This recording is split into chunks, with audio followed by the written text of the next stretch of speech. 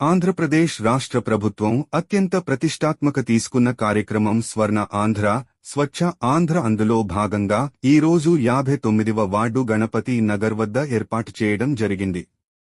జలధార, జలహారతిపై ప్రజలకు వివరించడం జరిగింది. రాష్ట్ర ముఖ్యమంత్రివర్యులు నారా చంద్రబాబు నాయుడు ఆదేశాల మేరకు మరియు పశ్చిమ నియోజకవర్గం శాసనసభ్యులు, రాష్ట్ర ప్రభుత్వ విప్ గణబాబు సూచనలతో ప్రజలకు తెలియజేయడం జరిగింది.